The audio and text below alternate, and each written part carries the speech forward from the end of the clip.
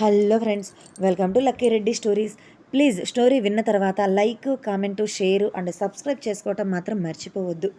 విక్రమార్కుడు స్టోరీని మొదటి భాగం నుండి వినాలి అనుకుంటున్నారా? అయితే నా ప్రొఫైల్లో ప్లేలిస్ట్లో ఉంటుంది, వినండి. ఇక స్టోరీలోనికి వెళ్ళిపోదాం. అప్పటి వరకు విక్రమార్క నవ్వుని చూస్తూ ఉన్న చారి ఒక్కసారిగా విక్రమార్కలో వచ్చిన మార్పుకి భయపడి, అది ఏం లేదు సార్, ఏం లేదు అని భయంగా తల తిప్పుకున్నాడు. కానీ ఆ మరుక్షణం విక్రమార్క వైపు తిరిగి, మీరు నవ్వుతుంటే చాలా బాగుంటారు సార్. ఎప్పుడు ఇలా నవ్వుతూ ఉండొచ్చు కదా.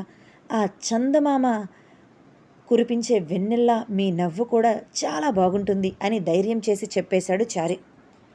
చారి చెప్పిన మాటలే హిరణ్య కూడా తనతో ఎన్నోసార్లు చెప్పింది, నువ్వు నవ్వితే బాగుంటావు అని. తనకు హిరణ్య గుర్తుకు వచ్చి ఆమె ఆలోచనలోనికి వెళ్ళేవాడు కూడా. ఆ మరుక్షణం తన మైండ్ డైవర్ట్ చేస్తూ సీరియస్గా చారీ వైపు చూసి, నీ పని నువ్వు చూసుకుంటే మంచిది అని చెప్పి అప్పటి వరకు స్లోగా వెళ్తున్న కార్ని చాలా స్పీడ్గా డ్రైవ్ చేశాడు విక్రమార్క. అమ్మో, ఇదేంటి, ఉన్నట్టుండి కార్ని ఇంత స్పీడ్ పెంచేశాడు ఈయన. ఇలా అయితే కష్టంరా బాబోయ్. ఈరోజు నేను ఇంటికి కాదు వెళ్ళేది, ఖచ్చితంగా నా శవం వెళ్తుందేమో అని భయంగా కార్ డోర్ హ్యాండిల్ని గట్టిగా పట్టుకొని భయంగా బిక్కుబిక్కుమంటూ విక్రమార్క వైపు చూస్తూ ఉన్నాడు. కార్ని స్లో చేస్తారు ఏమో అని. కానీ నోరు తెరిచి ఆ మాట అడగలేకపోయాడు. ఎందుకో ఆ క్షణం విక్రమార్కను చూస్తుంటే తన కళ్ళ ముందు ఉన్నది విక్రమార్కుడు కాదు, రాక్షసుడు ఏమో అన్నట్లుగా అనిపించింది. అమ్మో, ఈయనేంటి ఏదో గుర్తు తెచ్చుకొని మరీ నా ముందు ఇలా బిహేవ్ చేస్తున్నట్లున్నారు. భగవంతుడా, ఈరోజు నా ప్రాణాలకి నువ్వే దిక్కు అని బిక్కుబిక్కుమంటూ భయంగా ఆ దేవుడిని ప్రార్థించుకున్నాడు చారి. తన ప్రాణాలు ఎక్కడ గాల్లో కలిసిపోతాయి ఏమో అని. పావని హిరణ్యని క్వశ్చన్ వేసి, విక్రమార్కకి నీకు ఉన్న రిలేషన్ ఏంటి అని అడిగి వారం రోజుల పైనే అయ్యింది. ఆ వారం రోజులు పావని హిరణ్య దగ్గరకు వచ్చి కదిలించలేదు. హిరణ్య పావని దగ్గరకు వెళ్ళి మాట్లాడాలి అని ట్రై చేసినా కూడా పావని మౌనంగా ఉంటుంది తప్ప హిరణ్యతో నోరు తెరిచి ఏమీ మాట్లాడటం లేదు. ఎప్పుడు తన దగ్గరకు సరదాగా వచ్చే మాట్లాడే పావని ఇప్పుడు ఇలా తనని అవాయిడ్ చేయటం తట్టుకోలేకపోతుంది హిరణ్య. దానికి కారణం విక్రమార్క అని తనకు తెలుస్తూనే ఉంది. కాదు, అంతకు మించి తన జీవితంలో జరిగిందే. తను అందరికీ చెప్పుకోలేని సిచ్యువేషన్లో ఉండటం, అదే విషయాన్ని పావని అడగటం, తను చెప్పలేక కష్టపడిపోవటం. అలా కరెక్ట్గా 10 రోజుల తర్వాత పావని ఆఫీస్ నుంచి ఇంటికి వెళ్తుంటే హిరణ్య ఆమె చేతిని పట్టుకొని ఆపి, నువ్వు నాతో ఇప్పుడు ఎందుకని మాట్లాడటం లేదు? నేను వచ్చి నీతో మాట్లాడుతున్నా, నువ్వు నన్ను అవాయిడ్ చేస్తున్నావు ఎందుకు అని అడిగింది. ఎలా మాట్లాడాలి హిరణ్య? ఎందుకు మాట్లాడాలి? నేను ఆఫీస్లో అందరిలాగానే నీతో పాటు ఒక స్టాఫ్, నువ్వు నాకు అందరిలాగానే కొలీగ్. అంతకు మించి మన ఇద్దరి మధ్య ఉన్న రిలేషన్ ఏంటి? నేను నీ దగ్గరకు వచ్చి రాసుకు పూసుకు తిరుగుతూ మాట్లాడటానికి అని చేతులు కట్టుకొని సూటిగా హిరణ్య వైపు చూస్తూ అన్నది పావని. అంటే ఇప్పుడు నువ్వు నాతో ఇలా, అంటే నన్ను పట్టించుకోనట్లు మాట్లాడటానికి కారణం ఏంటి? నా గురించి నీకు చెప్పలేదు అనే కదా. నా గురించి నీకు చెప్పలేదు అంటే నువ్వు వినకూడదు అనే కదా అని అన్నది హిరణ్య. లేదు హిరణ్య, నువ్వు నాకు నీ గురించి చెప్పటం చెప్పకపోవటం అనేది నీ ఇష్టం, అది నీ పర్సనల్. నేమీ నేనేమీ నిన్ను ఫోర్స్ చేయలేదు, చెయ్యను కూడా. అయినా నేనెవరిని నీ గురించి తెలుసుకోవటానికి? అసలు నా మీద నీకు నమ్మకమే లేదు. ఇక అటువంటప్పుడు నేను నీతో మాట్లాడి ఏంటి ఉపయోగం అని అన్నది పావని. నీ మీద నాకు నమ్మకం లేక కాదు పావని, నా జీవితంలో జరిగింది మరొకరికి చెప్పుకోలేక, ఒకవేళ ఎవరికైనా చెప్తే వాళ్ళు చూసే జాలి చూపులు నేను సహించలేక ఇప్పటి వరకు నా జీవితంలో జరిగింది నేను ఎవరికి చెప్పుకోవటం లేదు అని అన్నది హిరణ్య. అంటే అని అర్థం కానట్లుగా ఫేస్ పెట్టి హిరణ్య వైపు చూసింది పావని. నా జీవితంలో జరిగింది ఇది అని నీకు క్లారిటీగా చెప్పలేకపోవచ్చు, కానీ నా జీవితానికి నువ్వంటున్న ఆ హ్యాండ్సమ్ ఒక పెద్ద అగాధాన్ని ఏర్పరిచాడు అని చెప్పవచ్చు. నా జీవితంలో నాకు ఎవరైనా శత్రువు ఉన్నారు అంటే అది కేవలం ఒక్కడే. ఆ ఒక్కడు కూడా విక్రమార్క జైవీర్ సింహ. నా ఆనందాన్ని, నా స్వతంత్రాన్ని, నా సంతోషాన్ని పక్షిలా పైకి ఎగరాలి అనుకునే నా రెక్కల అన్నింటినీ కూడా ఆ విక్రమార్క తుంచేశాడు, కట్ చేసేశాడు. ఆ విక్రమార్క నా జీవితంలో చేసింది ఇది అని నలుగురికి చెప్పుకోలేని సిచ్యువేషన్‌లో నేను ఉన్నాను. ఇంతకు మించి నేను నీకు ఏమీ చెప్పలేను. నువ్వు అర్థం చేసుకుంటావు అని నేను అనుకుంటున్నాను. అర్థం చేసుకోకపోయినా నేను చేసేది ఏమీ లేదు. ఇక నువ్వు నాతో మాట్లాడినా, మాట్లాడకపోయినా నేనేమీ నిన్ను పట్టించుకోను. ఎందుకంటే ఇన్ని రోజులు కూడా నిన్ను నా చెల్లిలా భావిస్తూ వచ్చాను. నువ్వు నాతో సరదాగా మాట్లాడుతుంటే నిజంగానే నాకు ఒక చెల్లి ఉంటే నాతో ఇలానే మాట్లాడుతుంది కదా అని ఫీల్ అయ్యాను. అందుకే ఇన్ని రోజులు నువ్వు నాకు దగ్గరకు వచ్చి మాట్లాడకపోతే, ఇదిగో నేనే నీ దగ్గరకు వచ్చి నా జీవితంలో జరిగింది ఇది అని ఎక్స్‌ప్లనేషన్ ఇస్తున్నాను. నార్మల్‌గా అయితే నాకు ఇలా నా జీవితం గురించి ఒకరికి ఎక్స్‌ప్లనేషన్ ఇవ్వటం నచ్చదు అని చెప్పి తను పై ఫ్లోర్‌లో ఉన్న సూర్య దగ్గరకు వెళ్ళిపోయింది హిరణ్య. అంటే నేను అనుకున్నట్లు కాకుండా ఈ హిరణ్య జీవితంలో ఏదో జరిగింది అని అనుకుంటూ హిరణ్య సూర్య దగ్గరకు వెళ్తుంటే హిరణ్య వెనకే తను కూడా సూర్య ఉన్న ఫ్లోర్‌కి వెళ్ళిపోయింది. అక్కడ తను సూర్యతో నవ్వుతూ మాట్లాడుతున్న హిరణ్య నవ్వు వెనుక ఉన్న బాధ ఏంటో ఇప్పుడు పావనికి అర్థమయ్యింది. తన జీవితంలో జరిగింది ఏంటో హిరణ్యనే పావనికి చెప్తున్నప్పుడు హిరణ్య గొంతులో ఉన్న బాధ పావని అర్థం చేసుకుంది. హిరణ్య సూర్యని తీసుకొని స్పీచ్ సెంటర్‌కి వెళ్ళింది. ఆ తర్వాత ఆఫీస్‌కి వచ్చి వర్క్ చేసేంత ఇంట్రెస్ట్ కూడా ఏమీ లేకపోవటంతో, ఆ మధ్యలో ఎక్కువ టైం కూడా లేకపోవటంతో, తను క్లాస్ అయిపోయేంత వరకు అక్కడే ఉండి, ఆ తర్వాత సూర్యని తీసుకొని ఇంటికి వెళ్ళిపోయింది. మరుసటి రోజు ఆఫీస్‌కి వచ్చిన హిరణ్య దగ్గరికి పావని వచ్చి, "సూర్యకి ఏమైంది? నువ్వు ఇంకా నీతో పాటు ఆఫీస్‌లో ఉన్న డే కేర్ సెంటర్‌కి తనని తీసుకొని వస్తున్నావు. స్కూల్‌కి కూడా పంపించటం లేదు ఎందుకు? నువ్వు ఒక్కదానివే ఉంటావు అని స్కూల్‌కి పంపించటం లేదా?" అని అడిగింది. అంటే ఇంక తనకి మాటలు రాలేదు. అందుకే నేను ఇప్పటివరకు స్కూల్‌కి పంపించలేదు అని అన్నది హిరణ్య. ఏంటి? మాటలు రాలేదా? ఏమైనా ప్రాబ్లమా? అని పావని అడిగితే, అవును. తనకి 1 ఇయర్ బ్యాక్ థ్రోట్ ఆపరేషన్ జరిగింది. అందుకే తనకి మాటలు రాలేదు. ఇప్పుడు నిదానంగా మాటలు వస్తున్నాయి. తనకు ఉన్న ఇన్ఫెక్షన్ గురించి నాకు తెలిసేసరికి చాలా లేట్ అయిపోయింది. ప్రాణాలతో దక్కుతాడో లేదో అని అనుకున్నాను. కానీ దేవుడి దయ వల్ల సూర్య బ్రతికి నాకు ఆనందాన్నిచ్చాడు అని అప్పటి రోజులను గుర్తు చేసుకుంటూ కళ్ళు మూసుకొని చెప్పింది హిరణ్య. ఐ యామ్ సారీ హిరణ్య. నేను నీ మీద ఎక్కువగా అరిచేశానేమో అనిపిస్తుంది. అలా అరవకుండా ఉండాల్సింది. నాకు నువ్వు ఎక్స్‌ప్లనేషన్ ఇచ్చే అవసరం లేకపోయినా కూడా నీ జీవితంలో జరిగింది ఏంటో నాకు ఎక్స్‌ప్లనేషన్ ఇచ్చావు. దానికి థ్యాంక్ యూ. నా మీద నమ్మకం ఉంచినందుకు అని అన్నది పావని. హిరణ్య చిన్న నవ్వు నవ్వింది అంతే. అలా ఆ రోజు నుంచి హిరణ్య, పావని, సూర్య ముగ్గురు కూడా కలిసిపోయారు.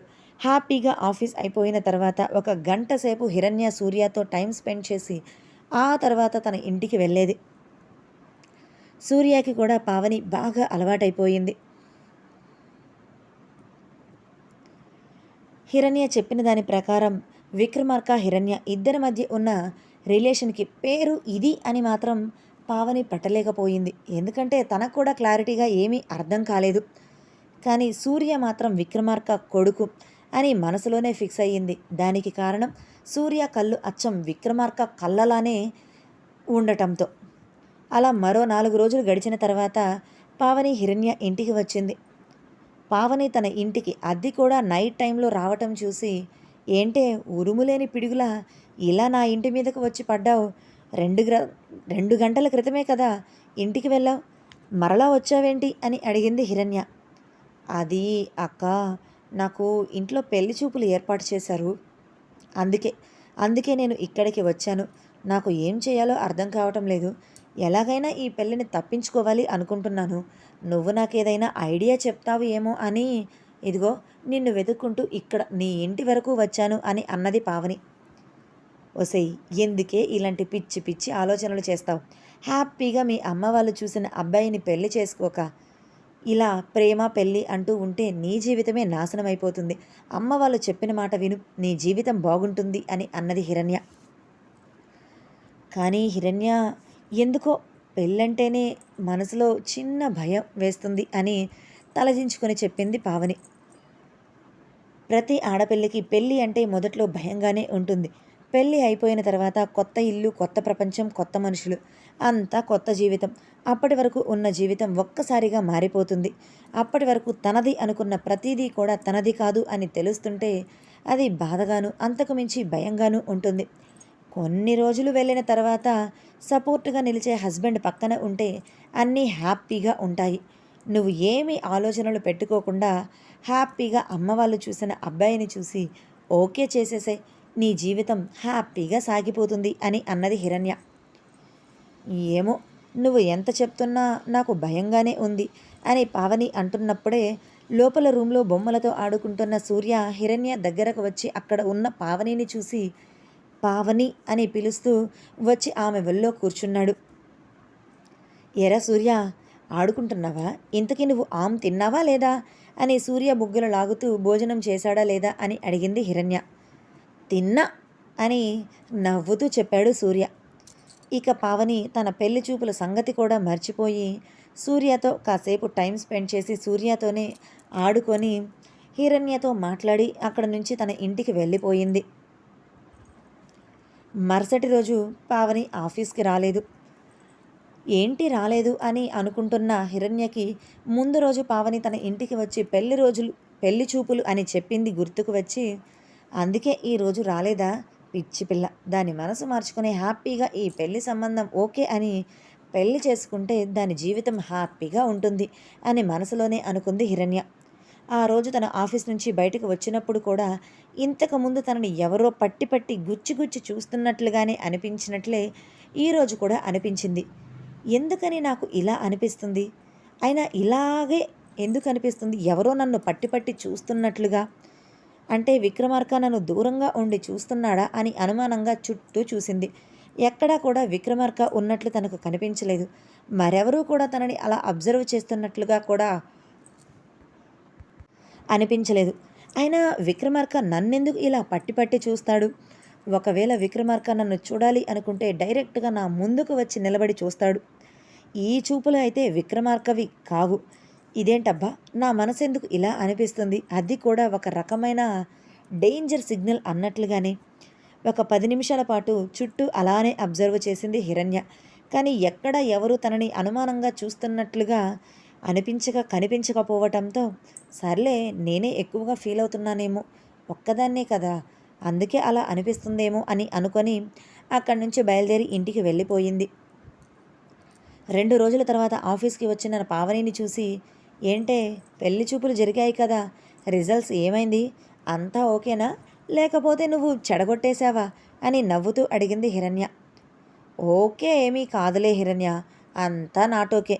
వాళ్ళకు నేను నచ్చలేదంట, వెళ్ళిపోయారు. నాకు కూడా వాళ్ళు అలా నేను నచ్చలేదు అని చెప్పి వెళ్ళిపోతే హ్యాపీయే కదా అని లైట్ తీసుకున్నాను. కాకపోతే అమ్మ వాళ్ళు బాధపడుతుంటే మాత్రం చూడలేకపోతున్నాను అని మాట్లాడుతూ ఉన్నది. కాస్త ఒక్కసారిగా హిరణ్య చేతిని పట్టుకొని, ఇప్పుడు మనం షాపింగ్కి వెళ్దామా అని అడిగింది. ఇప్పుడు షాపింగ్ ఏంటి, అది కూడా ఆఫీస్ టైంలో అని అన్నది హిరణ్య. అబ్బా, ఏంటి హిరణ్య అలా మాట్లాడతావు? ఆషాఢం ఆఫర్స్ నడుస్తున్నాయి, వెళ్ళి హ్యాపీగా షాపింగ్ చేద్దాం. ఎలాగూ పెళ్లి చూపులు సక్సెస్ అవ్వలేదు కదా, ఆ పెళ్లి చూపులు సక్సెస్ కాలేదు కాబట్టి ఆ ఫెయిల్యూర్ని సెలబ్రేట్ చేసుకుందాం అని కన్ను కొడుతూ అనటంతో, ఏంటి పెళ్లి చూపులు చెడిపోయాయి అని ఆనందంతో షాపింగా అని నవ్వుతూ అని, సరే పద, నేను కూడా సూర్యకి డ్రెస్ తీసుకోవాలి అని చెప్పి పావనితో కలిసి హిరణ్య షాపింగ్కి వెళ్ళింది. హిరణ్య కిడ్స్ వేర్లో చూస్తూ ఉంటే ఆ పక్కనే ఉన్న లేడీస్ సెక్షన్లో పావని తనకు నచ్చిన డ్రెస్సులు చూసుకుంటూ ట్రయల్ వేస్తూ అక్కడే ఉండిపోయింది.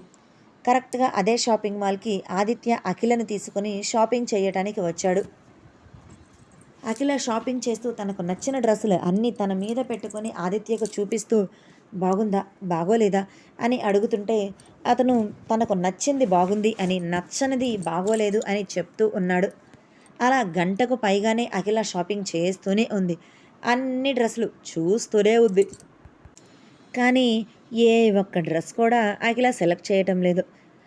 విసుగొచ్చిన ఆదిత్య, అబ్బా ఈ అఖిల ఏంటి అన్నీ చూస్తుంది, బాగుందా అని నన్ను అడుగుతుంది, కానీ ఒక్కటి కూడా సెలెక్ట్ చేసుకోవటం లేదే అని తల పట్టుకొని అటూ ఇటూ చూస్తున్న ఆదిత్యకి కిడ్స్ వేర్ సెక్షన్లో హిరణ్య కనిపించడంతో తను చూస్తున్నది నిజమా కాదా, తన కళ్ళ ముందు ఉన్నది హిరణ్య అవునా కాదా అని మరొకసారి కళ్ళు నిలుపుకొని మరీ చూశాడు.